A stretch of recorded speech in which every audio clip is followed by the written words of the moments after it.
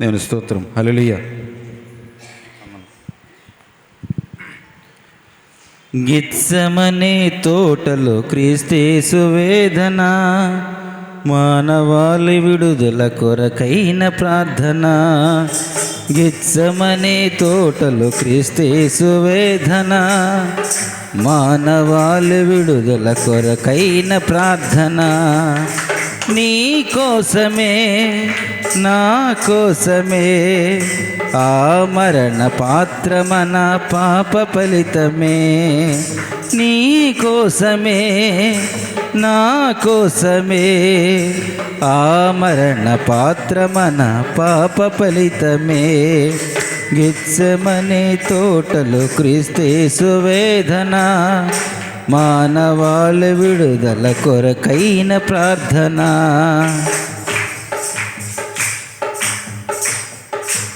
ఘోరమైన శ్రమలెన్నో పొందాలని, కలువరి వరకు సిలువ మోయాలని. ఘోరమైన శ్రమలెన్నో పొందాలని, కలువరి వరకు సిలువ మోయాలని. ఎరిగియుండి ఆ పాత్రను స్వీకరించెను, తన తండ్రి చిత్తమునకు తల వంచెను. ఎరిగియుండి ఆ పాత్రను స్వీకరించెను, తన తండ్రి చిత్తమునకు తల వంచెను.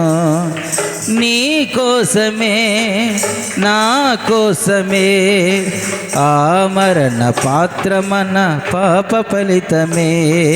గిత్సెమనే తోటలు క్రీస్తేసు వేదన, మానవాళి విడుదల కొరకైన ప్రార్థన.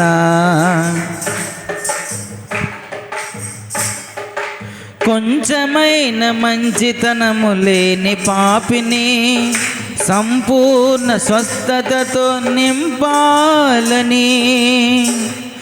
కొంచెమైన మంచితనము లేని పాపిని సంపూర్ణ స్వస్థతతో నింపాలని.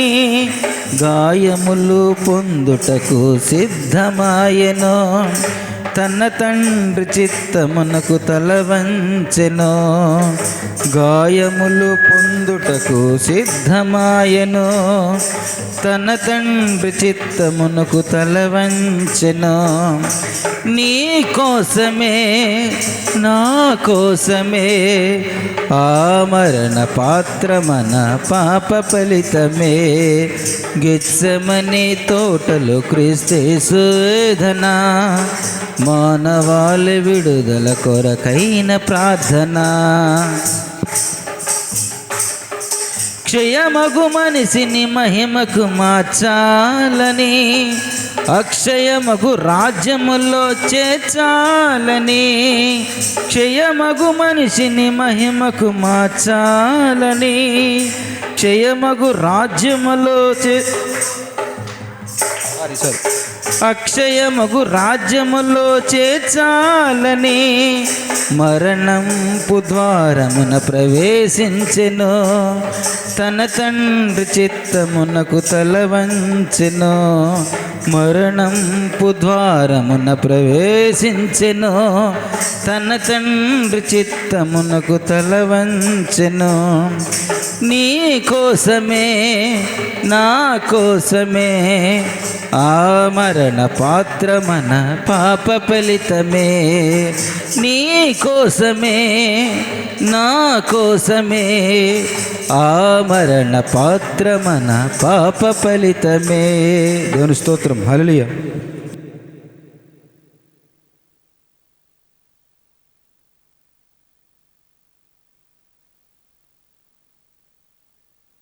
మనం జ్ఞాపకం చేసుకున్నట్లయితే, సాక్షులు సౌలు అని ఒక యవనస్తుని పాదముల యొద్దలను మనం చూద్దాం. ఆ కాలం ముందు యెరూషలేములోని సంఘమునకు గొప్ప హింస కలిగి ఉన్నందున అపోస్తలులు తప్ప అందరూ యూదయ సమరయ దేశములందు చెదిరిపోయిరి. భక్తిగల మనుషులు సభను సమాధి చేసి అతనిని గూర్చి బహుగా ప్రలాపించిరి. సౌలైతే ఇంటింటా జొచ్చి పురుషులను స్త్రీలను ఈడ్చుకొని పోయి చెరసాల్లో వేయించి ఎలాగా సంఘమును పాడు చేయుచుండెను. 8వ అధ్యాయము 1 నుండి 4 వచనాలు 3 వచనాలు మనం చదువు. ప్రియులరా, ఆ కాలం మంది యెరూషలేములో గొప్ప హింస ఎవరు కలిగింది చెప్పండి? సంఘమునకు హింస కలిగింది. సంఘం అంటే సంఘంలో ఉండేది మనుషులేనా? వినండి, సంఘంలో అంటే ఎవరు మనం చూసినప్పుడు ప్రాముఖ్యంగా అప్పుడే నూతనంగా చేర్చబడుతున్నటువంటి ఎవరు? యూదులే కదా. అప్పటికి ఇంకా ఎవరు రాలేదని చెప్తున్నాం? అన్యులు ఇంకా మనలాంటి మన పుట్టి వారు ఇంకా రాలేదు. వారందరూ కూడా యూదులే. ప్రభువుని అంగీకరించారు. సగ్గా కొంతమందిని దేవుడు బలపరిచి వారిని గొప్ప గొప్ప కార్యాలు చేస్తున్నారు. అందులో మొదటి వాడు స్తెఫను. ఆ స్తెఫను కూడా ఏం చేశారు చెప్పండి? 7వ అధ్యాయం ఆఖరికి వచ్చేసరికి చంపడం జరిగింది.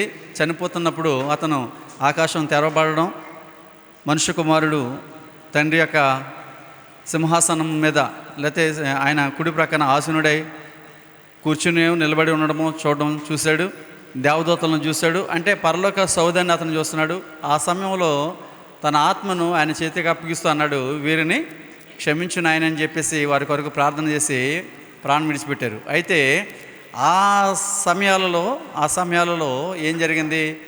ఆ సంఘానికి, యెరూషలేము యొక్క సంఘానికి ఏం కలిగిందంటే గొప్ప హింస, శ్రమ కలిగింది. చూసారా, అపోస్తలులే ఇది యేసుక్రీస్తు వారు ఈ హింసను గురించి బోధిస్తూ 5వ అధ్యాయంలో ఆయన కొండ మీద చేసినటువంటి మొట్టమొదటి ప్రసంగంలో 10-12 వచనాల్లో ఏమని మాట్లాడతాడంటే చదవండి ఒకసారి.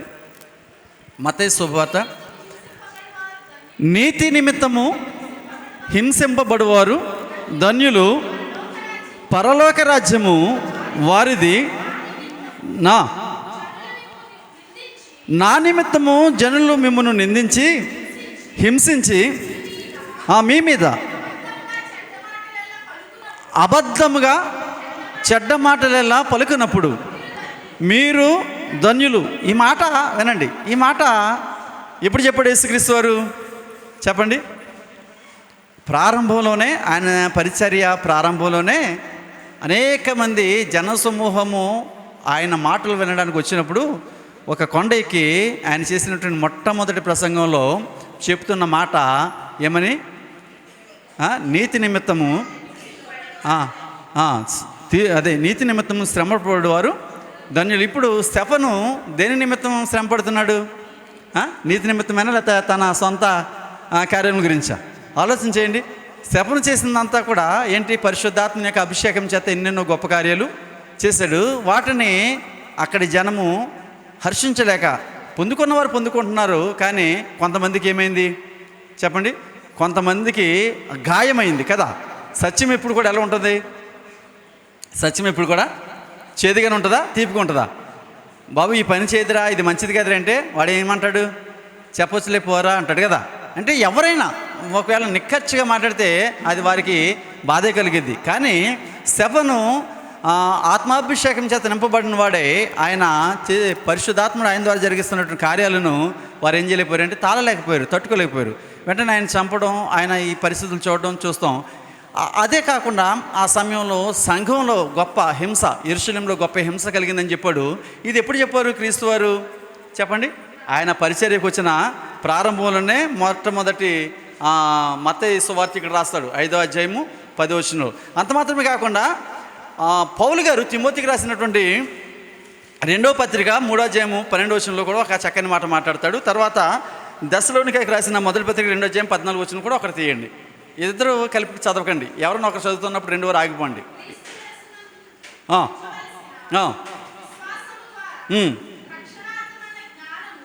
తిమోతికి రాసినటువంటి 2వ పత్రిక 3వ అధ్యాయం 12వ వచనం.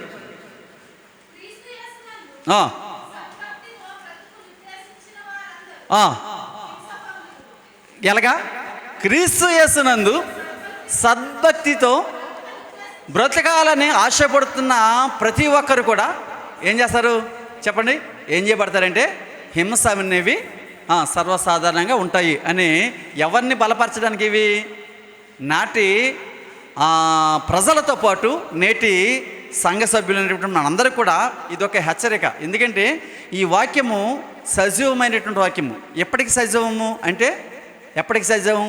మన పితరుల కాలం నుండి రాబోయే తరాల వరకు, ముందు తరాల వరకు కూడా ఈ వాక్యము సజీవంగానే ఉంటుంది. ఎందుకంటే ఈ వాక్యంలో ఎప్పుడు మార్పు రాలే. ఎందుకు అంటే ఈ వాక్యముతో ఒక అక్షరమునైనా కలపడానికి కానీ తీసివేయడానికి కానీ లేదు. కానీ పితరుల కాలం నుండి మన కాలం వరకు, మన కాలం నుండి రాబోయే తరాల వరకు కదా, ఈ వాక్యంలో ఏమైనా మార్పు ఉందా? ఏమైనా మార్పు ఉందంటే కాలాలు మారుతున్న కొద్దీ ఈ వాక్యం ఏమవ్వాలి? మారాలి కదా, ఈ వాక్యం కూడా మారాలి కదా. కానీ ఈ వాక్యము చూడండి, మేము ఒకసారి సందర్భం చెప్పాను, రాజ్యాంగాన్ని కూడా ఏం చేస్తూ ఉంటారు? మార్చుకుంటూ ఉంటారు కదా. కాలానుగుణంగా పరిస్థితులను బట్టి రాజ్యాంగాన్ని కూడా 1/3 మెజారిటీతో మార్చుకుంటూ ఉంటారు. కానీ ఈ బైబిల్ గ్రంథాన్ని మార్చడానికి ఎవరు కూడా ఎటువంటి అధికారము ఇవ్వబడలే. కనుక ఈ వాక్యము ఎటువంటిదంటే సజీవమైందనమాట. ఎలా అంటే దీనికి మరణం లేదు. ఈ వాక్యానికి ఏం లేదంటే మరణం లేదు. ఇది ఎప్పుడు సజీవంగా ఉంటుంది. కనుక ఎప్పుడు సజీవంగా ఉన్నటువంటి ఈ వాక్యము సజీవులుగా ఉన్నటువంటి మనుషులతో మాట్లాడుతుంది. వారు దయచేసి గమనించి ఈ వాక్యపు లోతులను అర్థం చేసుకోవాలి. అందుకని అంటాడు తిమోతి తన 2వ పత్రికలో, తిమోతికి రాసిన 2వ పత్రికలో 3వ అధ్యాయం 12వ వచనంలో ఏమని, క్రీస్తు యేసునందు ఆ సద్భక్తితో, మంచి భక్తితో. అంటే మంచి భక్తి అంటే చెడు భక్తి కూడా ఉంటుందా? అంటే ఉంటుంది, చెడు భక్తి కూడా ఉంటుంది. సద్భక్తి అంటే ఏంటి అని ఆలోచన చేసినప్పుడు అసలు భక్తి అంటే ఏంటి? ఈ లెంట్ అయిపోయిన తర్వాత ఎవరైనా ఒకసారి దేని గురించి చెప్పాను మీకు, దేని గురించి మాట్లాడతారని, ధర్మశాస్త్రము 3 రకాలుగా విభాగింపబడింది అనే సందర్భాన్ని మాట్లాడతాను, చెప్పండి, గుర్తు చేయండి అన్నాను. తర్వాత అసలు భక్తి అంటే ఏంటి, భక్తి అంటే ఎలా ఉంటుంది అనే విషయాన్ని కూడా ఒకసారి ఈ 40 రోజుల తర్వాత మాట్లాడతాను. భక్తి అనేది ఏంటి, అసలు ఏ భక్తి గురించి బైబిల్ మనకు బోధిస్తుంది, మనం అనుకుంటున్న భక్తి ఏంటి, బైబిల్ చెప్తున్న భక్తి ఏంటి అనే విషయాలు కొన్ని మనం ధ్యానం చేద్దాం. మీకు ఎవరికైనా గుర్తుంటే అప్పుడు గుర్తు చేయండి. మీరు తప్పనిసరిగా వాక్యాన్ని ఫాలో అవుతున్నారు కనుక ఈ 40 దినాల కాలంలో ఈ అపోస్తల కార్యాల గ్రంథము వివరించడం సరిపోదు కనుక కొంచెం ముందుకు వెళ్దారని ఒక ఆలోచన. అయితే దశలోనికైలకు రాసిన పత్రికలో 2వ అధ్యాయం 14వ వచనంలో కూడా ఏమని రాస్తాడంటే, అదే పౌలు గారు చదవండి. క్రీస్తు యేసునందున్న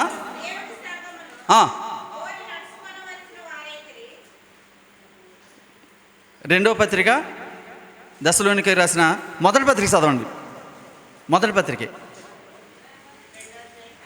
2:14.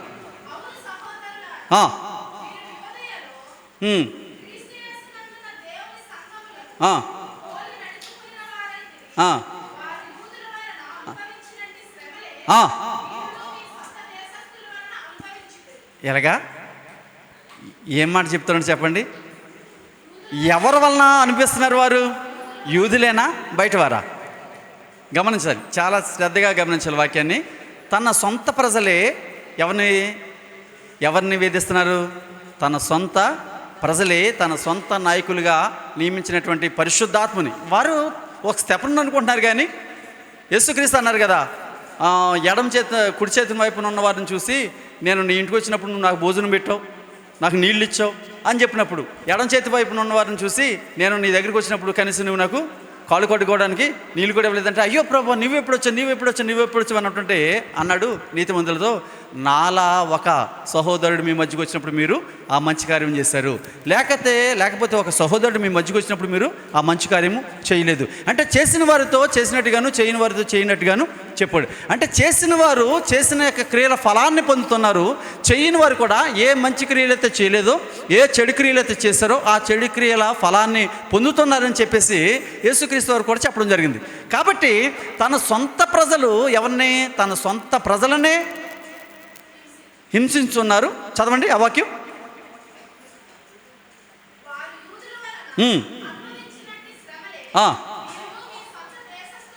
మీరును మీ సొంత దేశస్థుల వలన. చూడండి ఎంత చక్కని మాట. ఎందుకంటే ఈ శ్రమలు ఎవరి వల్ల కలుగుతున్నవి, దేనికి కలుగుతున్నవి అనుకున్నప్పుడు, నిజమైన ఒక వ్యక్తి సంఘంలో చేర్చబడిన తర్వాత ఆ వ్యక్తి నిజమైనటువంటి భక్తిభావంతో దేవుని సంఘంలో వాడబడుతున్నప్పుడు సాతానుడు ఊరుకుంటాడా? చెప్పండి, సాతానుడు ఊరుకుంటాడా? యోబునే ఏం చేయలేదు, ఊరుకోలేదు కదా. యోబు యొక్క చరిత్ర మనం చూసినప్పుడు, కాబట్టి ఇటువంటి భక్తుల జీవిత చరిత్రలు మన విశ్వాసానికి ఎంతో బలమైన సాధకాలుగా ప్రభువారు మనకి ముందుగానే చూపించారు. కాబట్టి వీటిని మనం ధ్యానిస్తూ ముందుకెళ్ళాలి. అయితే ఆ గొప్ప హింస ముందుగానే తెలియజేయబడిన హింస ఏదైతే ఉందో అది వారికి సంభవించింది. ఆ హింసలో ఏం చేస్తున్నారు చెప్పండి. ఈ 4వ వచనం, కాబట్టి చెదిరిపోయిన వారు సువార్త వాక్యమును ప్రకటించుచు సంచారం చేసిరి. సమరయ పట్టణమునకు వెళ్ళి క్రీస్తును వారికి ప్రకటించుచుండెను. ఇప్పుడు ఏమి జరుగుతుంది ఇక్కడ? యెరూషలేములో హింస ఎందుకు కలిగింది అంటే, ఈ హింస కలగడానికి కూడా ప్రధాన కారకుడు ఎవరు చెప్పండి. అంటే ఒక రకంగా చూస్తే ఈ హింస కలగడానికి కూడా ప్రధాన కారకుడు సాతానుడే. కానీ సాతానుడికి ఏమి తెలియదు అంటే, చాలా సందర్భాలు చెప్పను, క్రీస్తును సిలువ వేయడం ద్వారా సర్వ మానవాళికి రక్షణ కలుగుతుందనేటువంటి సత్యం సాతానుడికి తెలీదు. ఇప్పుడు క్రీస్తు చనిపోయిన తర్వాత సాతానుడికి తెలియనటువంటి గొప్ప సత్యం ఏంటంటే, చూడండి 1వ అధ్యాయం 8వ వచనంలో ఏమని చదువు మనం? 1వ అధ్యాయము 8వ వచనంలో ఏమని చదువు? 8వ వచనం, 1వ అధ్యాయము అపొస్తలుల కార్యాల గ్రంథము 1వ అధ్యాయం 8వ వచనం. అయినను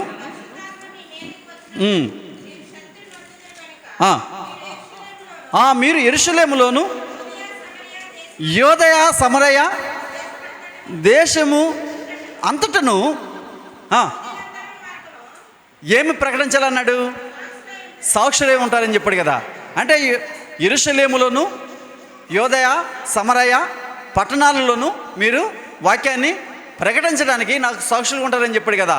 ఇప్పటి వరకు సంఘటన ఎక్కడ జరిగింది చెప్పండి? యెరూషలేములో 8వ అధ్యాయంలో కూడా ప్రారంభంలో ఏమన్నాడు? ఆ కాలం ముందు ఎక్కడ జరిగింది అన్నాడు? యెరూషలేములోనేనా? ఇప్పుడు 8వ వచనంలో ఏమన్నాడు? యెరూషలేములోను యోదయ సమరయ దేశముల యందు మీరు సువార్తను ప్రకటించాలన్నాడు. కానీ ఈ 7వ అధ్యాయం ఆఖరి వరకు కూడా సువార్త ఎక్కడ జరుగుతుందంటే యెరూషలేములోనే జరుగుతుంది. గమనించాలి. గనుక ఇప్పుడు సువార్త ఎక్కడికి వెళ్ళాలి?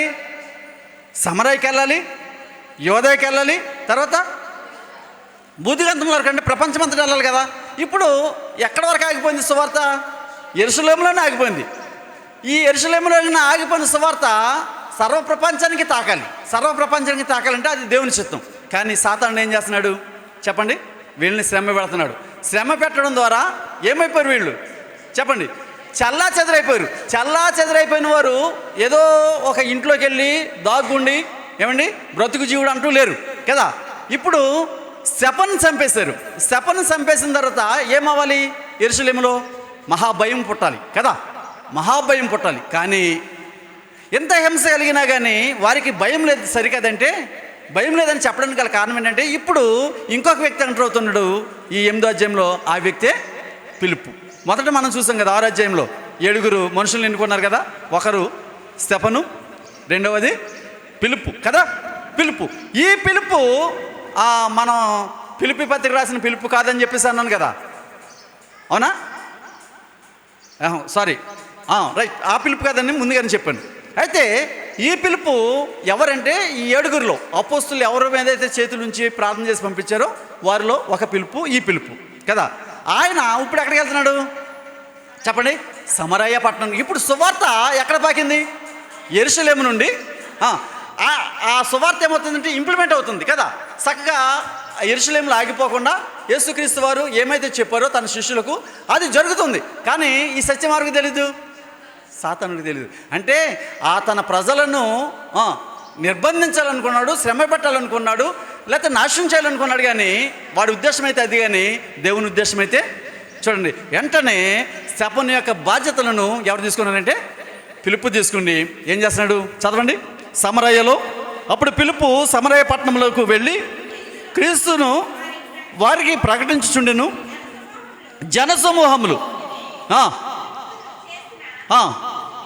జనసమూహములు విని పిలుపు చేసిన సూచక క్రియలను చూచిన అతడు చెప్పిన మాటలందు ఏక మనసుతో లక్ష్యముంచగా అనేకులు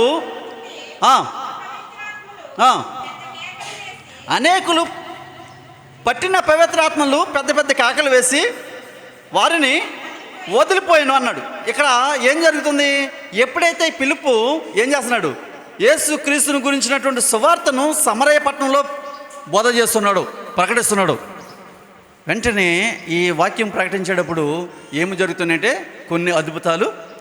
ఫస్ట్ ఎవరు చేశారు అద్భుతాలు చెప్పండి? మొదట పేతురు 12 మంది శిష్యులు చేశారు. తర్వాత ఎవరు చేశారు? స్తెఫను చేశాడు కదా. స్తెఫను కూడా చేపట్టే కదా ఆయన చంపేశారు. ఇప్పుడు ఎవరు చేశారు? పిలుపు చేస్తున్నాడు.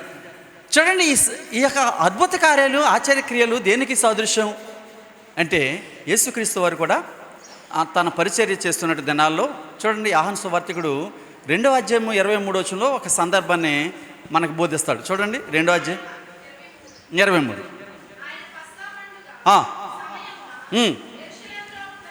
ఆయన పస్కా పండుగ సమయంలో ఎక్కడ ఉన్నాడంటే యెరూషలేములో ఉన్నాడు. అంటే పస్కా పండుగ అందరూ కూడా ఎక్కడ రావాలని చెప్పుకున్నాం చెప్పండి? పస్కా పండుగకు వారు యెరూషలేము ఎందుకు వచ్చారు? మనం చూసినట్లయితే పెంతెకొస్తు పండుగ దినం అనుకున్నాం, కానీ ఎప్పుడు వచ్చారని చెప్తున్నాను నేను? బైబిల్ గ్రంథం ఏం చెప్తుంది? పస్కా పండుగకే వారు యెరూషలేము ఆయా దేశం నుండి వచ్చారు కదా. అయితే ఇక్కడ యేసుక్రీస్తు యొక్క సందర్భంలో చూసినప్పుడు పస్కా దినమున చదవమ్మా అలేఖ్య. ఆ పండుగలో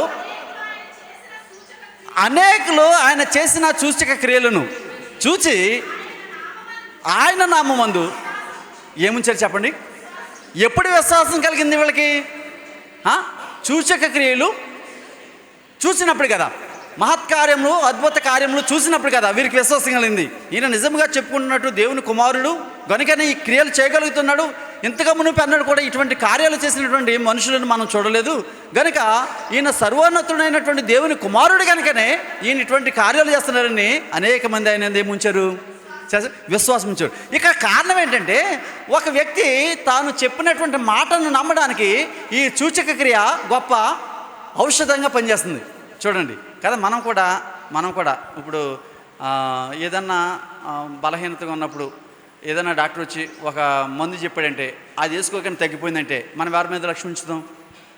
పలానా డాక్టర్ అయితే బాగుంటుందని చెప్తాం కదా. మనం ఆ అనుభవంలోకి రావడమే కాకుండా మన ఇరుగు పొరుగు వారితో కూడా పలానా డాక్టర్తో చేయించుకొని బాగుంటుందని చెప్తాం. అంటే దాని అర్థం ఏంటి? ఒక వ్యక్తి మనస్సు, ఒక వ్యక్తి గెలిచినప్పుడు ఆ వ్యక్తి గురించి ఘనంగా చెప్పడం అనేది మనం సర్వసాధారణంగా పరిపాటిగా చూస్తుంటాం. ఇక్కడ ప్రాముఖ్యంగా మానవునికి ఉన్నటువంటి ఆసక్తి బలహీనత ఏంటంటే సూచక్రియలు జరుగుతున్నప్పుడు ఎటువంటి వాడైనా నమ్మడానికి చాలా ఆస్కారం ఉంది. ఎందుకంటే ఈ అధ్యాయంలో మనకు ఒక పనికిమాలినోడు తగులుతాడు. వాడిని కూడా చాలామంది చాలా ఘనంగా దేవుడు అన్నబడిన వాడు ఇతడే అనుకున్నటువంటి సందర్భం వస్తుంది ముందు మనం చూద్దాం. కాబట్టి అది దేవుని శక్తి, మానవ శక్తి, లేకపోతే దేవునికి విరోధమైనటువంటి సాతాను శక్తి అన్న ఆలోచన లేకుండా సూచక్రియ జరుగుతుంటే మనం ఆగిపోతాం. ఒక గారెడి వాడు ఏదైనా పని చేస్తుంటే అక్కడ మనం ఆగిపోతాం కదా. ఎంత పని ఉన్నా సరే ఆగిపోయి చూస్తాం ఒక నిమిషం. ఏంటి, మన కళ్ళకి ఎప్పుడు కూడా ఏముండాలి? ఒక ఇది ఉండాలన్నమాట. దాన్ని ఏమనొచ్చు? ఆకర్షణ.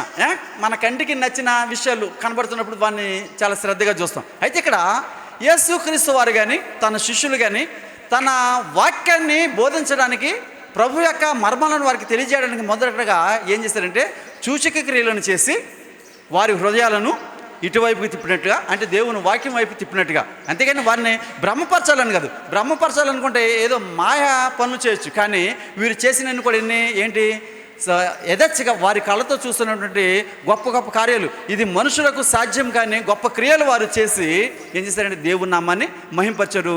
అనేక మందిని వారి హృదయాలను దేవుని వైపు తట్టుకు తిరిగేలాగా చేశారు.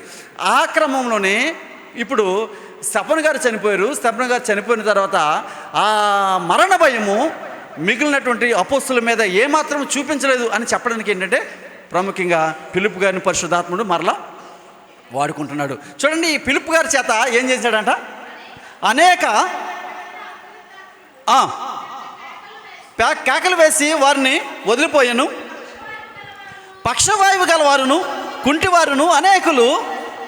ఎటువంటి వారు?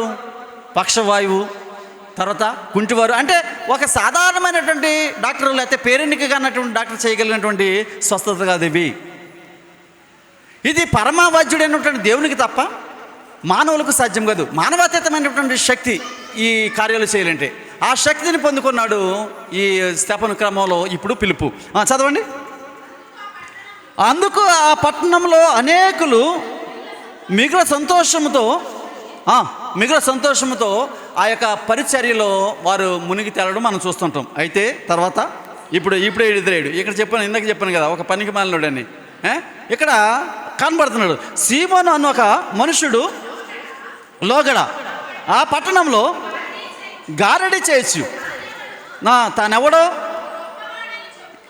ఎంత గొప్పవాడో అని చెప్పుకొనుచు సమరాజనులను విభ్రాంతి పరుచుచుండని అన్నాడు. ఏమని? వాడు చూస్తే ఒక గారడివాడు కదా, ఏమని చెప్పుకుంటున్నాడు? నేను ఒక గొప్పవాడినని సమరయ ప్రాంత ప్రజలను ఏం చేస్తాడంటే సంభ్రమాశ్చర్యాలకు గురి చేస్తున్నాడు. ఎలా రమ్మంటున్నాడు, ఆ చేతిలో ఉన్నదాన్ని ఏదో మాయం చేస్తున్నాడు. ఏమైపోయింది అంటున్నాడు. లేదు, మళ్ళీ ఏదో అంటున్నాడు, తీసుకొస్తున్నాడు, ఇదిగో అంటున్నాడు. అరే బాబు, ఇటువంటిది మేము ఎక్కడా చూడలేదు ఇంతవరకు. చూడండి, గారడి విద్య. ఈ గారడి విద్యకు అక్కడ జనం ఏమైపోయారు? వారు సమరయులు ఎవరిని అంగీకరించలేదు.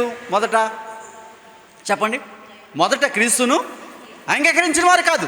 కానీ ఇప్పుడు దేవుని యొక్క ఉద్దేశం ఏంటి? సర్వప్రపంచము క్రీస్తు నామమున రక్షించబడాలి. అక్కడ యూదుడని లేదు, గ్రీసు దేశస్థుడని లేదు, లేకపోతే అన్యుడని లేదు కదా. ప్రతి ఒక్కరూ క్రీస్తు నామమున బాప్టైజ్ చేయబడి వారు ఆయన అనుగ్రహించిన రక్షణలో వారి జీవితయాత్రను కొనసాగించాలని కదా యేసుక్రీస్తు వారి ఈ లోకానికి వచ్చి ఆ శిలువ మ్రాణ మీద మరణం పొందింది. కాబట్టి ఆ ఉద్దేశం ఏదైతుందో ఆ ఉద్దేశాన్ని ఇంక్రీజ్ చేయడానికి తన ప్రజలను లేక తను ఏర్పరచుకున్నటువంటి శిష్యులను ఆయన బలపరుస్తూ అనేక శక్తినిచ్చి అనేక ఆత్మీయ వరాలనిచ్చి వాడుకుంటున్నప్పుడు ఆ సమరయ దేశంలో ఒక వ్యక్తి ఏం బయలుదేరాడంటే, నేను గొప్పవాడినని బయలుదేరాడు. నేనెంతో వైభవం కలిగిన వాడినని బయలుదేరుతున్నప్పుడు అనేక మంది అతని మీదే ముంచారు. చెప్పండి, ఇక్కడ ఒక దగ్గర నుంచి ప్రభువాక్యం అనేక అద్భుత కార్యాలు జరిగించుకుంటూ విస్తరిస్తుంది. కానీ సమరయలో ఇంకా ఎటువంటి పరిస్థితి ఉంది? ఇంకా ఎటువంటి పరిస్థితి? తినుచు, త్రాగుచు, ఆడుచు, సంతోషిస్తూ దేవునికి దూరంగా లోక ఆచారాలను బట్టి సంతోషించేవారుగానే ఉన్నారు. కానీ ఈ పరిస్థితి చూసినప్పుడు దేవుని వాక్యాన్ని అంగీకరించిన వారుగా లేరు. కానీ అక్కడికి ఎవరు వస్తున్నారు అంటే, పిలుపు ఆల్రెడీ వచ్చాడు, కొన్ని అద్భుతాలు చేశాడు. అంటే ఒక చోట గారడివాడి కార్యాలు చేస్తున్నాడు, ఒక చోట పిలుపు గారు తన దేవుని కార్యాలు చేస్తున్నాడు. గమనించండి, చాలా సందర్భాల్లో లెంట్ సీజన్లో మన పేటలో ఒక టెంట్ వేసుకుని ఒక సర్కస్ జరిగేది. ఉంచండి, పర్లేదు. సర్కస్ జరిగితే నేను అనుకునేవాడిని, వీడు సర్కస్ చేస్తున్నాడు, చాలామంది ఇక్కడ ఆగిపోతారు, ప్రార్థన రారేమో అనుకునేవాడిని. కానీ సంఘం అందరూ కూడా ఏం చేసేవారు? ఒక క్షణం ఆగినా లేకపోతే ఆగకపోయినా పాస్టర్ గారు తిడతారనో, లేకపోతే ఈ 40 వారాలు మిస్ అవ్వకూడదనో కదా.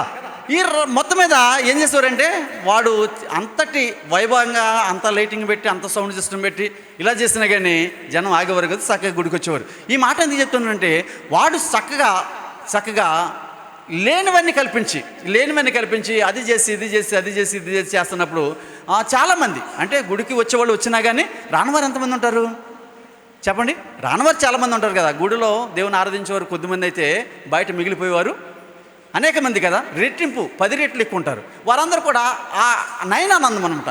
కంటికి ఏదైతే సంతోషంగా కనబడుతుందో, వారు సంతోషించడానికి ఏదైతే ఆహ్లాదంగా కాపాడుతుందో దాన్ని చూసేవారే తప్ప, హృదయాలను బలపరిచేది, మనలో ఉన్నటువంటి పాపాలను కడిగివేసేది జీవవాక్యమైనటువంటి దేవుని సన్నిధికి రావడానికి మొగ్గు చూపని వారుగా చాలామంది ఉన్నారు. అటువంటి పరిస్థితిలో దేవుని పరిచర్య ఒకవైపు జరుగుతుంది, ఈ గారడి వాడి పరిచర్య మరోవైపున జరుగుతుంది. అయితే కింద చూసినట్లయితే చదవండి. కొద్దివారు మొదలుకొని గొప్పవారు మట్టుకు అందరూ దేవుని మహాశక్తి అనబడిన వాడు ఇతడే అన్నారు. ఏమన్నారు? కొద్దివారు మొదలుకొని గొప్పవారి వరకు కూడా దేవుని ఎంతటి దుర్మార్గపు ఆలోచనలండి, ఎంతటి సునకానందం అండి కదా. కొద్దివారు మొదలుకొని గొప్పవారి వరకు ఏదో మట్టిని తీసుకుని రూపాయిని చేసి ఏంటండి దాన్ని 50 రూపాయల కాగితాన్ని చేసి అలాగని పోయేదాన్ని వాడు నిజంగా ఆ 50 కాగితాన్ని చేయగలిగి 100 కాగితాన్ని చేయగలిగినోడు మరలా మనందరినీ 10, 5 అడుకోవాల్సిన పని ఏంటి? ఇది తెలియాలి కదా. ఎవరికి తెలియాలి? కొద్దివారు మొదలుకొని గొప్పవారు వారు అన్నారు కదా. ఈ గొప్పవారికి ఏం తెలియాలి? వీడు నిజంగా ఈ చేసేది నిజమైతే వీడు మనల్ని అడుకోవాల్సిన పని లేదు కదా, ఆలోచన చేయాలి కదా. మనం కూడా ఏంటంటే అది నిజము కాదని తెలుసు, కానీ అక్కడ మన సమయాన్ని వెచ్చించడానికి కూడా వెనకాడం. ఏంటి ఆ కొంచెంసేపు మన హృదయం ఉల్లసించడానికి ఏదో మాయ మాటలు చేస్తున్నాడు అని తెలుసు, మనకి మాయ పనులు చేస్తున్నాడని తెలుసు. అది మాయ అని తెలుసు కూడా ఆ మాయకు లోనవడం ఎంత ఆశ్చర్యం. ఆలోచించండి. కొద్దివారు మొదలుకొని గొప్పవారి వరకు మహాదేవుడు అనబడిన వాడు ఇతడే చెప్పుకొనుచు అతన్ని లక్ష్య పెట్టింది. అతడు బహుకాలము గారడీలు చేసు వారిని విభ్రాంతి పరిచినందున వారు అతను లక్ష్య పెట్టింది. అయితే పిలుపు దేవుని రాజ్యమును గూర్చి యేసుక్రీస్తు నామమును గూర్చి సువార్త ప్రకటించుచుండగా వారు అతను నమ్మి, వినండి, ఏం చేస్తారు చెప్పండి. వాడు మహాగణుడు అనుకున్నాడు, మహాదేవుడు అనుకున్నారు, మహాదేవుడు అనబడిన వాడు ఇతడు అనుకున్నారు. కానీ నిజమైనటువంటి సువార్త వచ్చేసరికి, క్రీస్తుని గురించినటువంటి సువార్త, సిలువను గురించిన సువార్త ప్రకటించబడేసరికి ఏమనుకున్నారు చెప్పండి. ఎప్పుడైతే క్రీస్తు నామమును గురించి ప్రకటన చేస్తున్నారు, ఎప్పుడైతే ఆ సిలువను గురించి వాక్యాన్ని ప్రకటిస్తున్నారు, ఎప్పుడైతే పరిశుద్ధాత్మను గురించి వారు ఆ ప్రజలకు తెలియజేశారో వెంటనే వారిలో ఏమొచ్చిందంటే మార్పు వచ్చింది. వెంటనే ఆ వాక్యాన్ని అంగీకరించి ఎవరి ప్రజలు అంటే అప్పటి వరకు తినుచు త్రాగుచు చక్కగా నయనానందంతో వారు ఇహలోక భోగాలను అనిపిస్తున్నట్టు ఆ ప్రజలు ఎప్పుడైతే దేవుని మహత్కార్యాలను చూశారో, ఎప్పుడైతే సిలువను గురించిన వార్త విన్నారో, అంతకుముందు కూడా విని ఉంటారు కదా, నజరేయుడైన యేసుక్రీస్తు వారు ఆ సిలువలో మరణించాడు, ఆయన తిరిగి లేచాడని మాట ఆనోట అని వినుంటారు. మన మధ్యకు వచ్చినప్పుడు ఆయనను మనం నిరాకరించాం, కానీ ఆయన చెప్పినటువంటి ఏ మాటను మనం నమ్మలేదు. ఆయన చెప్పింది చెప్పినట్టుగా ఆయన సజీవుడుగా ఉన్నప్పుడు ఏమైతే చెప్పాడో అలాగే ఆయన సిలువైపడతాడని చెప్పాడు. సిలువైపడిన తర్వాత మనుష్య కుమారుడు 3 రోజులు సమాధిలో ఉంటాడని చెప్పాడు. 3వ దినాన మరి తిరిగి లేస్తాడని చెప్పాడు. ఆ రీతిగానే మళ్ళీ ఆయన నిత్యరాజ్యానికి వెళ్ళిపోతాడని చెప్పాడు. ఈ కార్యాలను కూడా వారు ఏం చేస్తున్నారు, ఇప్పుడు నెమ్మరు వేసుకుంటున్నారు కనుకనే ఆ విన్న వార్త గురించి పిలుపు తన పరిచర్యను కొనసాగిస్తున్నప్పుడు దేనికి అట్రాక్ట్ అయ్యారు? ఇప్పుడు ప్రభు యొక్క వాక్యానికి ఆకర్షితులయ్యారు. ప్రభు యొక్క వాక్యానికి ఆకర్షితులై ఏం చేశారు తెలుసా? అనేక మంది చెప్పండి, పురుషులను స్త్రీలను ఏం చేశారు? బాప్తిస్మం పొందారు. ఎప్పుడైతే సమరయలో ఈ గొప్ప వింత, ఇది నిజంగా వింతే కదా, యేసుక్రీస్తు కాలంలో కూడా ఇటువంటి వింత జరగలేదు. యేసుక్రీస్తు కాలంలో సమరయులు యేసుక్రీస్తుని అంగీకరించలేదు. మనకి ఒక చిన్న ఉదాహరణ చెప్పాడు. ఏంటంటే యాకోబు బావి దగ్గర 4వ అధ్యాయంలో ఒక సమరయ స్త్రీ నేను మెస్సయ్యను కనుగొంటిని అని సాక్ష్యం ఇచ్చినటువంటి సమరయ స్త్రీని బట్టి అనేకులు ఆయనను అంగీకరించారని చెప్తాడు.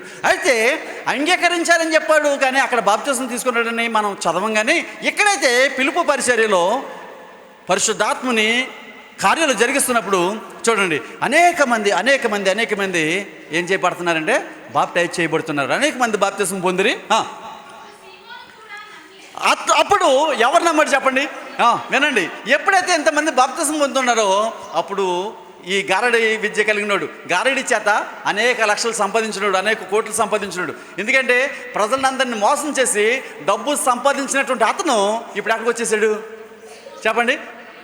అతని దగ్గర ఉన్నటువంటి ఆ గారడి నిజమైన దానాన్ని చేసేది కాదు, ఏదో మాయలు చేసి మరలా వీళ్ళని దోచుకుంటూ వీళ్ళ దగ్గర కొంత దానాన్ని సంపాదించుకున్నాడు. ఎందుకు సంపాదించుకున్నాడని చెప్తున్నానంటే ముందు చూస్తాం. అతను కొంత ద్రవ్యం ఇచ్చి అపోస్తుల దగ్గర ఏం కొనాలనుకున్నారు? పరిశుద్ధాత్మ వారిని కొనాలనుకుంటాడు. ముందు మనం చూస్తాం.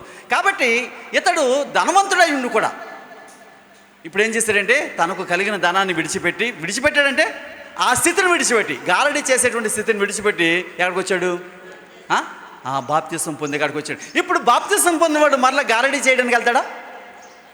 ఇప్పుడు మనం చాలామంది విన్నారో లేదు తెలియదు నాకు, స్టువర్ట్పురం అని మన ఆంధ్రాలో గుంటూరు రాష్ట్ర జిల్లాలో ఒక స్టువర్ట్పురం అని ఒక గ్రామం ఉంటుంది. ఆ స్టువర్ట్పురం నిండా ఎవరంటే ఒకప్పుడు, ఇప్పుడు కాదు, ఇప్పుడు అదంతా కూడా సువార్తపురంగా పిలువబడుతుంది. స్టువర్ట్పురం కాదు, సువార్తపురం అంటున్నారు దాన్ని. అదే పేరు స్టువర్ట్పురమే. కానీ చాలామంది ఏమని పిలుస్తారంటే ఇది స్టువర్ట్పురం కాదు, సువార్తపురం అంటున్నారు. ఎందుకు అంటే స్టువర్ట్పురం అంటే ఒకప్పుడు దొంగలకు నిలయం. వారు చేయని దొంగతనం అంటే లేదు, వారికి అసాధ్యమైన దొంగతనం అంటే లేదు. కానీ వారందరూ కూడా ఏం చేయబడ్డారు? బాప్టైజ్ చేయబడి క్రీస్తుని అంగీకరించి వారి పాత జీవితాన్ని విడిచిపెట్టి స్వార్థికులుగా మారారు. మా చిన్నప్పుడు స్టోవర్టపురం సుధాకర్ గారు అని ఒక ఆయన ఉండేవాడు. ఆయన మంచి గాయకుడు. ఆయన పాటలు మేము కూడా పాడేవాడు. ఇప్పుడు మాకు అంత గుర్తులేవే నా పాటలు. ఎప్పుడైతే ఈ లోతరను ఆరాధన క్రమంలో కొనసాగుతున్నామో తర్వాత బయట పాటలు మేము మర్చిపోయాం చాలా వరకు. కానీ ఒకప్పుడు మేము చిన్నప్పుడు మొట్టమొదటి అయ్యే పాటలు పాడేవాళ్ళం. ఆ స్టోవర్టపురంలో ఉన్నటువంటి మార్పు అంటే ఒక వ్యక్తి రక్షించబడిన తర్వాత మరలా ఆ పాత జీవితానికి ఏం చేయడు. ఒక స్త్రీ కానీ పురుషుడు కానీ రక్షించబడిన తర్వాత ఆ నూతనత్వాన్ని, నూతన జీవితాన్ని, నూతన ఆనందాన్ని, నూతన మహిమను వారు కనుగొనిన వారుగా, పొందిన వారుగా జీవిస్తారు అని చెప్పడానికి సీమోను గరడి చేసినటువంటి ఆ సీమోను చక్కని ఉదాహరణ.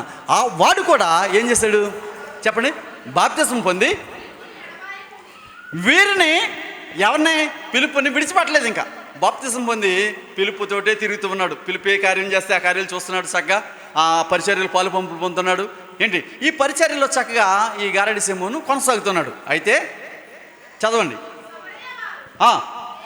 ఈ సందర్భంలో సమరయ్య వారు దేవుని వాక్యమును విని అంగీకరించారని, బాప్తిసం పొందుకున్నారని ఎవరు తెలిసింది? అపోస్తలులకు తెలిసింది. చూడండి, ఇప్పుడు యెరూషలేములో ఉన్నటువంటి ఈ పరిచర్య ఎక్కడికి వచ్చిందంటే సమరయలోకి వచ్చింది. సమరయలో అనేక మంది దేవుని వాక్యాన్ని విని అంగీకరించి ఏం పొందారు? బాప్తిసం పొందారు అనే మాట ఎవరు తెలిసిందంటే యెరూషలేములో ఉన్నారు. ఎవరున్నారు యెరూషలేములో?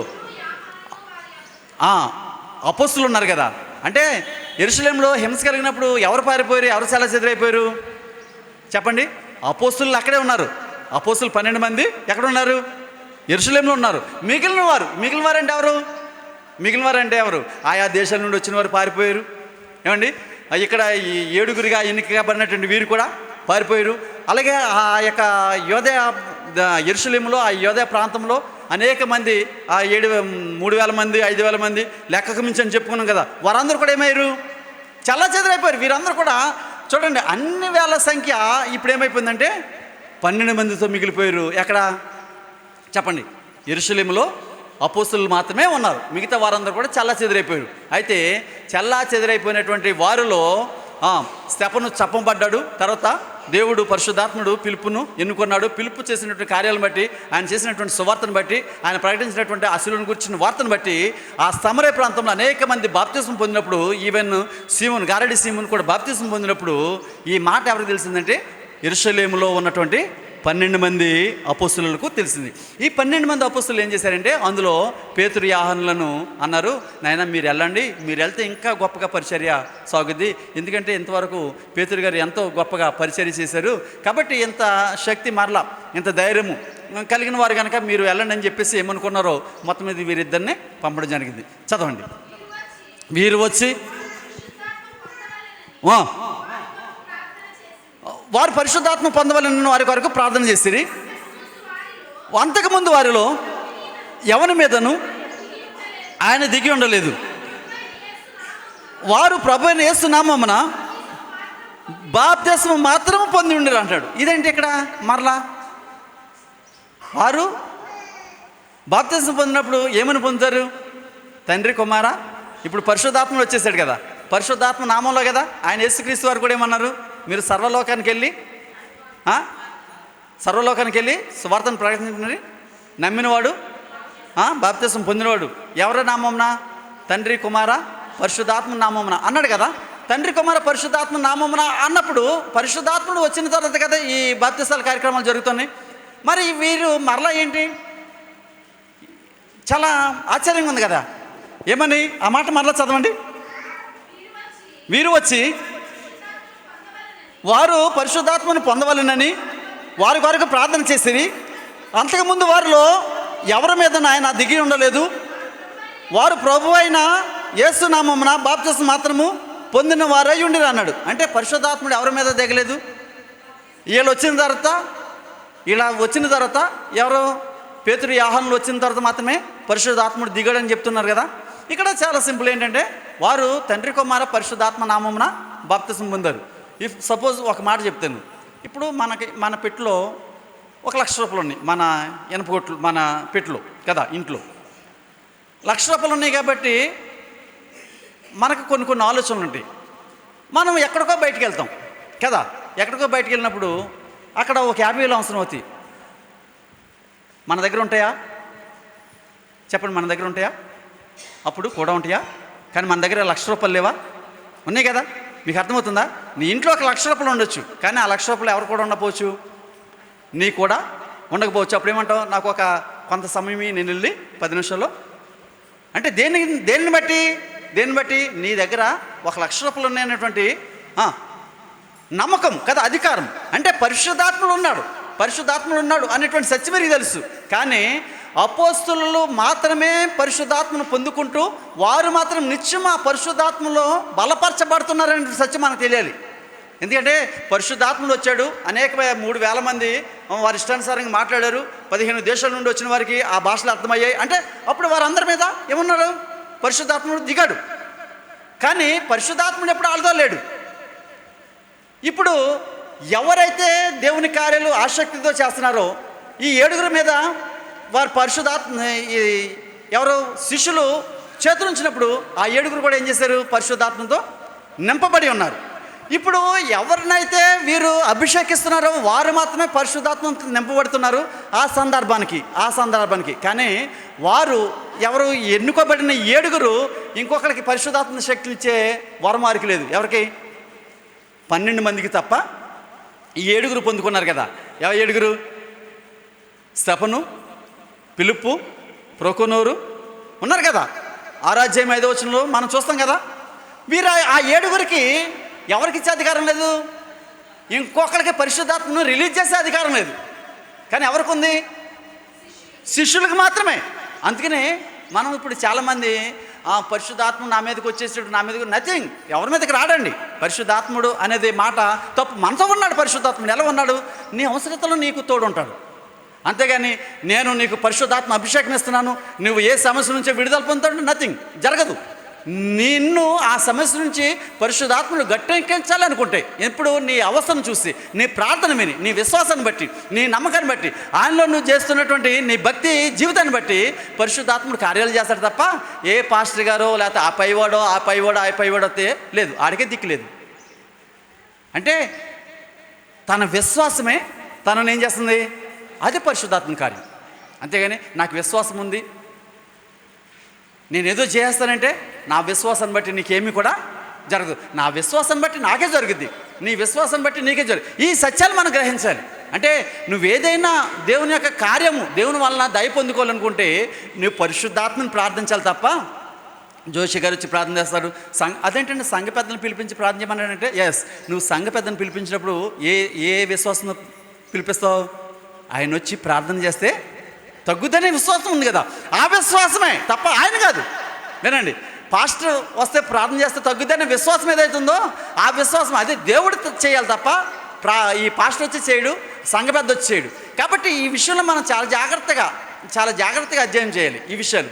కనుకనే ఇక్కడ ఎందుకు చెప్తున్నాడంటే ఆ గారడి సీమోను ఎవరితో ఉన్నాడు? పిలుపుతో ఉన్నాడు.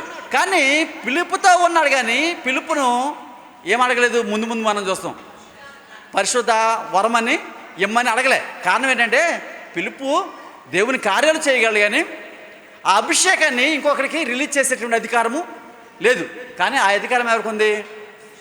శిష్యులకు మాత్రమే ఉంది. కనుకనే అక్కడ మెన్షన్ చేశాడు, ఎడబాయకుండా ఉన్నాడు. అయితే వారు వచ్చి క్రీస్తు నామమున వారికి ఏం చేశారు? బాప్తిస్మం మాత్రం పొందుకున్న వారై ఉన్నారు. కనుక అప్పుడు వారి మీద చేతులుంచినప్పుడు వారు ఏం చేశారంటే పరిశుద్ధాత్మను పొందుకున్నారు. చదువుదాం.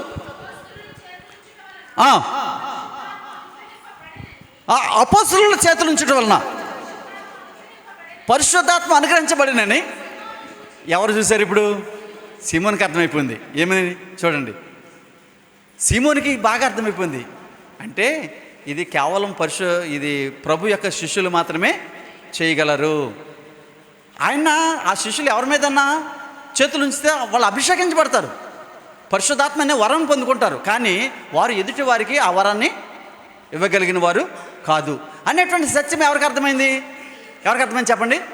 అనతి కాలంలోనే వచ్చాడు. ఎవరు? సీమోను పేతురు. ఎంతో కాలం నుంచి వచ్చాడా? యెరూషలేములో బాప్తిస్మం పొందాడు అతను. వినండి, యెరూషలేములో బాప్తిస్మం పొందాడా? లేదు కదా. ఎక్కడున్నాడు ఇతను? సమరయలో ఉన్నాడు. సమరయలో గారడి విద్య చేసుకుంటూ నేనే గొప్పవాడిని అని చెప్పుకుంటూ బ్రతికేస్తున్నాడు. అంటే వాడికి ఎవరితో పని లేదు? ప్రభుతో కానీ, దేవునితో కానీ, దేవుని శక్తితో కానీ, పరిశుద్ధాత్మతో కానీ పని లేదు.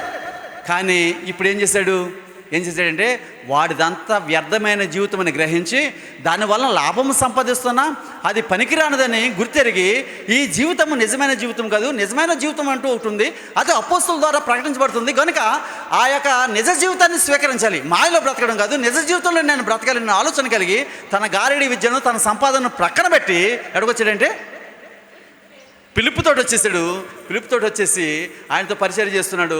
ఎప్పుడైతే ఈ పేతురు, ఈ ఆహానులు అక్కడికి వచ్చి వారి మీద చేతులుంచారో అప్పుడు గ్రహించాడు, వీరు మాత్రమే చేతులుంచినప్పుడు పరిశుద్ధాత్ముడు రిలీజ్ అవుతాడు అనేటువంటి సత్యాన్ని గ్రహించాడు. చదవండి.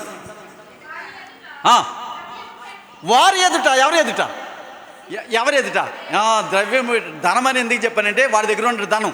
ఇప్పుడు సీమోను పేతురు దగ్గర ఆహాను దగ్గర ఏం పెట్టాడు? వాళ్ళు సంపాదించేటప్పుడు కొంత ద్రవ్యాన్ని తీసుకొచ్చి వారికి పెట్టి నేను కూడా ఎవరి మీద అయితే చేతులుంచుతానో వాడు బాగుపడినట్లు పరిశుద్ధాత్మ శక్తిని మాకిమ్మని ఏం చేశాడు చెప్పండి? ధనముతో కొనాలని చూశాడు. ధనము అంటే ఒక మనిషి దగ్గర ధనం ఉంటే ఎంత నీచానికి ఆలోచన చేస్తాడో అని అర్థం చెప్పడానికి ఆ పరిశుద్ధాత్మ అనే వరాన్నే కొనాలనుకున్నాడు. అయితే దేవుడు ధనానికి లొంగవాడా? ఏమండి, అనేక మంది ధనవంతులు యెరూషలేము దేవాలయంలో కానుకపేటలో కానుకేస్తుంటే యేసు ప్రభు ఎవరిని చూశాడు? విధవరాలను చూశాడంటే దాని అర్థం ఏంటి? దీనులను కనిపెట్టేవాడు దేవుడు. అంటే ఒకవేళ లోకంలో గొప్పవారిని అంచబడిన వారు నిన్ను తృణీకరించినప్పుడు కూడా నీ దగ్గర ధనం లేదనేది బాధపడేదానికంటే అన్ని ధనముల కంటే గొప్పవాడు యేసుక్రీస్తు నా హృదయంలో ఉన్నాడు, నేను యేసుక్రీస్తు వాడను, యేసుక్రీస్తు దానను అనేటువంటి ఆలోచన, ఆ ఆనందంతో నువ్వు బ్రతకాలనేటువంటి సత్యాన్ని ఒక పేద విధవరాలను చూపించడానికి గల కారణం ఏంటంటే నీ మనసు నిండా దేవుడు కొలువైనప్పుడు, దేవుని కార్యాలు నువ్వు ఆత్మతో సత్యముతో జరిగిస్తున్నప్పుడు పరిశుద్ధాత్ముడు ఆ కార్యాలు చూస్తాడని చెప్పడానికి గొప్ప నిదర్శన ఆ విధవరాలు వేసినటువంటి 2 కాసులు. ఇక్కడ మనం చూసినప్పుడు ఆ ద్రవ్యం వల్ల పరిశుద్ధాత్మను నువ్వు పొందలేవు అనేటువంటి సత్యాన్ని ఎవరి ద్వారా ఉంటున్నాం? చదవండి. పేతురు అంటాడు, అందుకు పేతురు నీ ద్రవ్యం ఇచ్చి దేవుని వరమును తలంచుకొని కొందువా, నీ వెండి నీతో కూడా నశించునుగాక. నీ హృదయము ఎవరి ఎదుట? దేవుని ఎదుట సరైనది కాదు. ఒకసారి మనం చూసినట్లయితే అతను చేసిన కార్యాన్ని బట్టి పరిశుద్ధాత్ముడు పేతురు ద్వారా మాట్లాడుతున్నాడు. నీ హృదయము సరైనది కాదు అంటాడు. కీర్తనకారుడు అన్నాడు 78వ కీర్తన 36వ వచనంలో ఒక చక్కని మాట అంటాడు. చూద్దాం ఒకసారి. 78వ కీర్తన 36వ వచనంలో ఒకసారి చదవండి. కీర్తన గ్రంథము. ఆయనను వారి హృదయము ఆయన ఎదుట ఎలా లేదట? ఆయన ఎదుట స్థిరముగా లేదు అనేటువంటి సత్యాన్ని మనం చూస్తున్నాం. ఒక మనిషి యొక్క హృదయము దేవుని పట్ల ఎలా ఉంది? ఏమి ఆశించి మనం దేవుని మందిరానికి వస్తున్నాం? దేవుని మందిరానికి వస్తే ఇల్లు కట్టుకోవాలని వస్తున్నామా? దేవుని మందిరానికి వెళ్తే పొలం కొనుక్కోవచ్చని వెళ్తున్నామా? దేవుని మందిరానికి వెళ్తే ఆస్తులు సంపాదించుకోవచ్చని వెళ్తున్నామా? అసలు దేవుని మందిరానికి వెళ్తే ఏమి దొరుకుతుందని మనం ఆశపడి వస్తున్నాం. అంటే మన ఆశ యెహోలోక సంబంధమైనదా లేకపోతే మహిమలోక సంబంధమైనదా అనేటువంటి ఆలోచన ఎవరికి తెలుసు? చెప్పండి. మనకు తెలుసు. ఏంటంటే మనం యెహోలోక భోగాల గురించి దేవుని సన్నిధికి రావడం లేదు. దేవుని సన్నిధికి కేవలం మన ఆత్మ రక్షించబడాలని, చనిపోయిన తర్వాత నిత్యరాజ్యం ఉంది, ఆ నిత్యరాజ్యాన్ని స్వతంత్రించుకోవాలనే ఆలోచనతో మనం వస్తున్నాం. కనుక ఏ రీతిలో అయితే ప్రభు నామాన్ని మనం స్వీకరించమో ఆ ఉద్దేశాన్ని, ఆ యాటిట్యూడ్ని మనం కొనసాగించకపోతే మన భక్తి జీవితము వ్యర్థము. ఆయన చూసినప్పుడు ఆయన ఎదుట మన హృదయం ఎలా ఉండాలి? స్థిరముగా ఉండాలి. మత్తయి సువార్త 15:19 ఒక మాట రాస్తారు, చదువుదాం. మత్తయి సువార్త 15:19. దురాలోచనలను, నరహత్యకులను,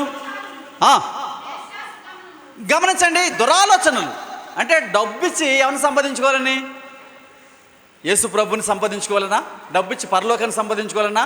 డబ్బిచ్చి ఏం సంపాదించాలని? మరలా వినండి, వాడి ఆలోచన ఏంటంటే మరలా వాడేదో ప్రభువుని అంగీకరించినట్టుగా మనం చూస్తున్నాం, కానీ మరలా వాడిలో ఏముంది? దురాత్మ. ఎందుకు దురాత్మ అంటే వాడు కొంత ద్రవ్యం ఇచ్చి ఈ అభిషేకాన్ని కొంటే ఇప్పుడు ఏం చేసాడు చెప్పండి? దాని ద్వారా కూడా వ్యాపారమే కదా. ఇప్పుడు సొసైటీలో జరుగుతున్నది ఏంటంటే వ్యాపారమే. సోకాళ్ళు పాస్టర్స్ అందరూ కూడా వ్యాపారమే. నిన్న యెరూషలేం వెళ్ళానండి, ఒక రాయి తెచ్చానండి, యేసు ప్రభు సమాధి దగ్గర ఉన్న రాయే ఇది అంటాడు. ఈడెవడో బలిసినోడు అంటాడు, ఈలోపు ఆ రాయి నాయకమండి పాస్టర్ గారు నేను ఇస్తానంటాడు డబ్బులు. ఒలివ తైలం తెచ్చానంటాడు, ఒలివ తైలం. గమనించండి, అంటే ప్రతిదీ వ్యాపారమే. ఈ సోకాల్డ్ పీపుల్స్ అందరూ కూడా ఈ పరిచర్యను చూడండి. యెరూషలేములో యేసు ప్రభు వారు కొరడా జులిపించాడు. ఎవరి మీద చెప్పండి? ఎవరి మీద జులిపించాడు? అక్కడ వ్యాపారము చేస్తున్న వారి మీద. అంటే వ్యాపారము తప్పనా? నో, వ్యాపారము తప్పని కాదు. అది ఎక్కడ చేయాలి?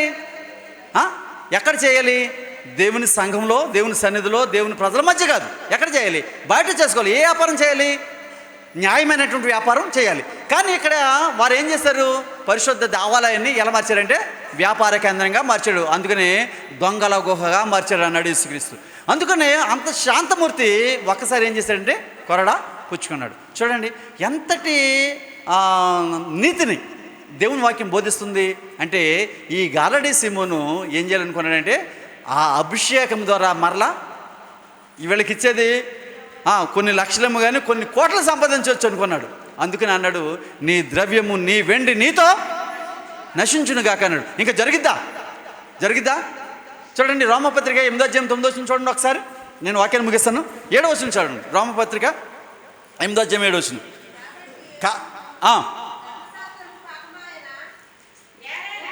యాల అనగా శరీరానుసారమైన మనసు ఏమై ఉన్నది చెప్పండి? ఇప్పుడు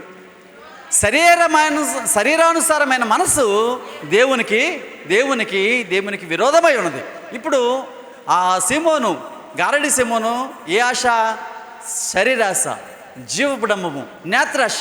కేవలం మారాను అనుకున్నాడు. కానీ మళ్ళీ వీడికి ఏమొచ్చిందంటే అపోస్తులను చూసేసరికి వారి వల్లే నేను చేయాలని అలా చేయడం ద్వారా మరలా ఇప్పుడు మాయ చేస్తున్నాం. కానీ ఇది శాశ్వతమైనది కనుక ఈ శాశ్వత క్రియలు జరుగుతున్నప్పుడు పరిశుద్ధాత్ముడు వరం ఇచ్చాడంటే శాశ్వత క్రియలకి అది జరిగాయి.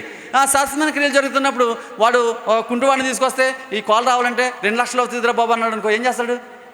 ఇస్తాడు కదా. 2 కోట్లు అవుతుంది అన్నాడు అనుకోండి, ఇస్తాడు కదా. ఒక కోటీశ్వరుడు ఉన్నాడు, వాడు బ్రతకడానికి 1000 కోట్లు అవుతుందంటే ఇచ్చేవాళ్ళేరా. చచ్చిపోయేది ఇప్పుడు కూడా నువ్వు 10 సంవత్సరాలు 15 సంవత్సరాలు బతుకుతారో 1000 కోట్లు ఖర్చు పెడతా అంటే ఖర్చు పెట్టడా? బాలసుబ్రహ్మణ్యం గారికి కరోనా టైంలో 5 కోట్ల రూపాయలు ఖర్చు పెట్టారు. బ్రతికరా అంటే లేదు. అయితే అటువంటి క్రియ ఇప్పుడు ఏం జరిగింది? ఈ పరిశుద్ధాత్ముడు బ్రతకాలంటే బ్రతుకుతాడు. అంతటి వరం వీడు. ఎందుకంటే దురాశ కలిగి. అంటే ఇప్పుడు అన్నాడు 8:7 ఏమనంటే దేవునికి విరోధమైనటువంటి ఏంటది? శరీరానుసారమైనటువంటి ఆలోచన. గనుక ఈ శరీరానుసారమైన ఆలోచన దేవుని నియమాన్ని పాడు చేస్తుంది. గనుక ఆత్మతో నింపబడిన వారంగా మనం ఈ యొక్క జీవన విధానాన్ని కొనసాగించాలని పరిశుద్ధాత్ముడు తన అపోస్తుల ద్వారా సంఘానికి ప్రాముఖ్యంగా నాటి సంఘానికి వారి ద్వారా హెచ్చరించబడితే ఇప్పుడు వాక్యం అనేటువంటి ఈ గ్రంథం ద్వారా నేటి సంఘాలకు, ఆ సంఘాలను నడిపిస్తున్న నాయకులకు, ఆ సంఘంలో సభ్యులు ఉన్నటువంటి విశ్వాసులకు పదే గంటాపదంగా చెబుతుంది అనడానికి ఎటువంటి సంకోచము లేదు. కాబట్టి పిల్లరా, ఈ దినాల్లో వాక్యాన్ని ముగిస్తున్నాను. ఈ దినాల్లో చాలా జాగ్రత్తగా ఏది దేవుని వాక్యానుసారమైంది, ఏది లోకానుసారమైంది, వీటిని గ్రహించాల్సినటువంటి ఆవశ్యకత మనకు తప్పనిసరిగా ఉంది. అంత మాత్రమే కాకుండా నీతి నిమిత్తము శ్రమ పడవలసిన వారమై ఉన్నాము అనేటువంటి సత్యాన్ని యేసుక్రీస్తు వారు ఎప్పుడు చెప్పారు చెప్పండి? సువార్త మొదటి ప్రసంగంలోనే మత్తయి సువార్తికుడు 5:10 నీతి నిమిత్తము హింసింపబడువారు ధన్యులు అన్నాడు. ఆ నీతి నిమిత్తము హింసించబడుతున్నప్పుడు తప్పించుకుని వాడు ధన్యుడు అనలే కదా. ఎందుకంటే తప్పించుకునే మార్గాన్ని ఎవరు సూచిస్తాడు? పరిశుద్ధాత్ముడే సూచిస్తాడు. స్తెఫనుకి తప్పించుకునే మార్గం చూపించలేదు, కానీ ఎక్కడ చేర్చుకున్నాడు? నిత్యరాజ్యానికి ఒక యవ్వనస్తుడండి నిత్యరాజ్యానికి చేర్చుకున్నాడు దేవుడు. చూడండి ఎంత ధన్యత, అంతకంటే ఏం కావాలి? అతను ఎన్ని కోట్లు సంపాదిస్తే నిత్యరాజ్యానికి వెళ్ళగలడు? చెప్పండి, ఏమి సంపాదిస్తే ఈ భూలోకంలో? ఒక ధనవంతుడు అన్నాడు, నా ప్రాణమ తినుము త్రాగుము సుఖించుము, అనేక సంవత్సరాలకి సరిపడా ఆస్తిని నేను సమకూర్చానంటే ఆ రాత్రే ఏమన్నాడు? నీ ప్రాణమును అడుగుచున్నాను, నీవు సంపాదించినవన్నీ. మనం పాడతాం కదా, కళ్ళు తెరిస్తే వెలుగురా, కళ్ళు మూస్తే చీకటి. ఎంత భావం ఉందండి. కళ్ళు మూసామంటే నిద్రపోయాడు ఎవరు? స్టెఫను కదా. మరలా లేవడు, కానీ ఆయనకేమొచ్చింది? నిత్యరాజ్యం వచ్చింది. మరి మనం కూడా నిద్రపోతాం, మరలా లేవం ప్రభు పిలుపు వచ్చేవారు కూడా. కానీ ఆ పిలుపు వచ్చినప్పుడు మనకేం కావాలని? మన ప్రయాస నిత్యరాజ్యం కావాలని కదా. కాబట్టి ఈ కన్ను మూసి కన్ను తెరిసే క్షణం మీద మనకు తెలియదు. కనుక నేడు అనేటువంటి ఈ సమయం ఉండగానే యేసు ప్రభువుని మన సొంత రక్షకునిగా అంగీకరించి వాక్యం ఏదైతే బోధిస్తుందో అది ఎవరు అనుసరించారు? అపోస్తుల ద్వారా ఈ యొక్క ఆత్మాభిషేకం చేత నింపబడిన వారు శ్రమల పాలైనా కానీ వారు ఆ పరిచయాన్ని విడిచిపెట్టలేదని చెప్తూ మనకి ఇంతటి సత్యాన్ని బోధిస్తున్నాడు. కాబట్టి పిల్లరా, మన ఆత్మీయ జీవితానికి ఇది గొప్ప కనువిప్పు. ఈ అపోస్తుల జీవితాలు, అపోస్తుల కార్యాల గ్రంథంలో ఉన్నటువంటి భక్తుల జీవితాలు మన ఆత్మీయ జీవితానికి గొప్ప కనువిప్పు. కాబట్టి వారిని ఆదర్శంగా తీసుకుని మనం ప్రభు పరిచర్యలో ఒకవేళ శారీరకంగా ఏదైనా బలహీనత వచ్చినా, మనసులో ఏదైనా గాయమైన వాటిని ప్రభువుకి అప్పచెప్పి మనం ఏం చేయాలి? సంఘంలో సాగాలి. వాటిని మనకి ఏదైనా గాయమైంది ఎవరికి అప్పచెప్పాలి? మనల్ని ఎవరైనా గాయపరిచారు ఎవరికి అప్పచెప్పాలి? సంఘంలో మనం ఏం చేయాలి? ప్రభునామాన్ని ఘనపరిచే మహిమ పాత్రగా వాడబడాలి. ఈ సత్యాన్ని గుర్తెరిగి ఆ రీతిగా ప్రభునామాన్ని కనపరుస్తూ ఈ 40 దినాల ప్రయాణంలో ముందు కొనసాగుదాం. అట్టి కృప దేవుడు మనందరికి దయచేయను గాక. సమస్త జ్ఞానం